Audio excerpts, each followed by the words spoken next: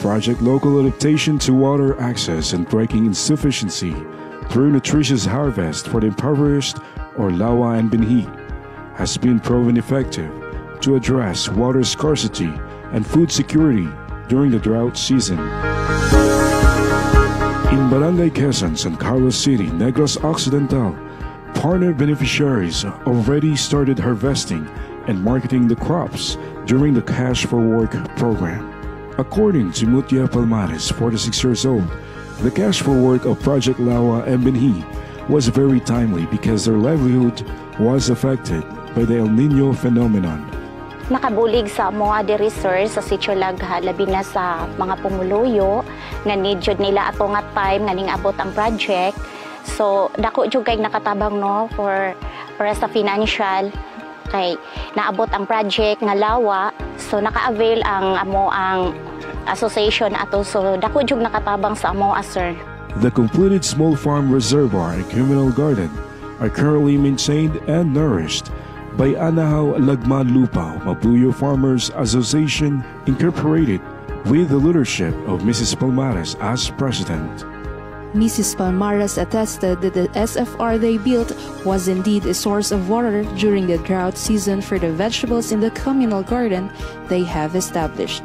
Oo, dako jud kaayo to nakatabang sir kay para sa ato nga time kanang ang tubig nagjotay na lang siya, so naghimo man to og project nga water impounding. So at that time nga mananomi sa amo ang mga utano nami ikapamisbis ana. The city government of San Carlos City, through its City Agriculture's Office, incessantly provides seedlings and technical assistance to the Association for the Sustainability of the project.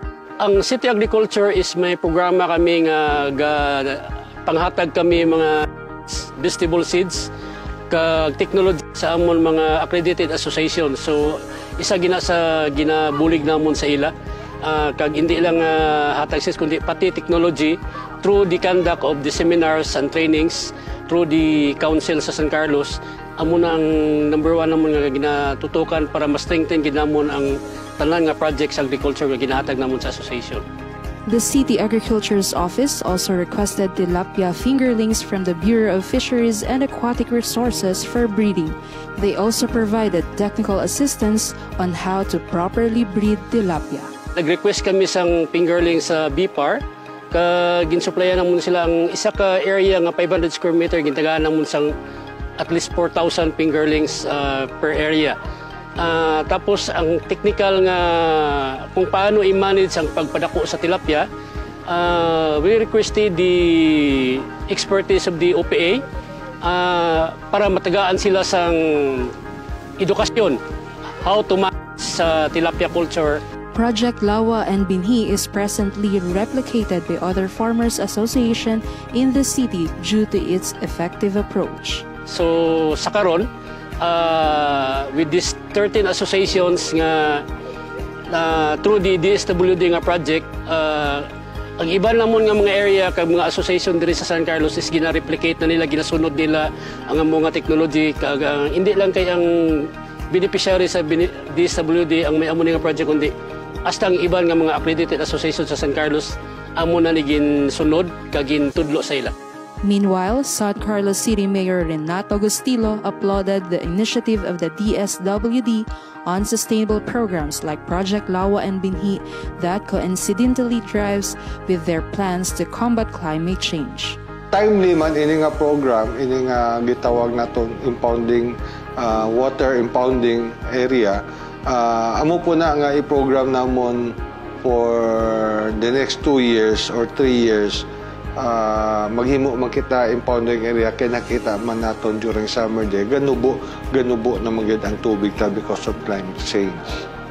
So I hope the local government can sustain the project.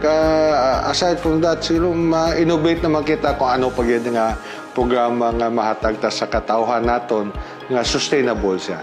Aside from being sustainable, the local chief executive is convinced that Project LAWA and Binhi made the partner beneficiaries very resilient to face the effects of climate change, especially during drought season.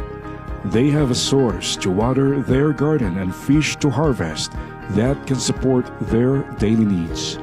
Dako gid nga bulig na kay anong matabo during summer kung wala ka tubig, anong pagbuhi sang tanong kung wala ka tubig ibis-bis, di ba? So with the impounding area so may tubig ka na ikuha ibis-bis, saka may isda ka pa man i-harvest. So very sustainable gid siya. The Anahaw Lagma Lupao Mabuyo Farmers Association Incorporated continuously cultivate their garden and ensure the cleanliness of the SFR and proper feeding of tilapias for a guaranteed bountiful harvest. Bilang president sa among association, gina-maintain na mo ang pag-cultivate sa garden, especially. Then sa fish pond na mo, maintain na mo ang iyahang palibot nga clean. Then ang isda, everyday ginapakaon na mo. Para during sa harvest, kuwan siya. Dagko, daghan. Oo. Now, the Alpha regularly harvests and sells their products like bell pepper, sweet pepper, and bananas. Meanwhile, tilapias, another source of income, are scheduled to be harvested and disposed in November. Partner beneficiaries and the association express gratitude to DSWD for Project Lawa and Binhi. The project made them more resilient to overcome challenges, especially the effects of climate change.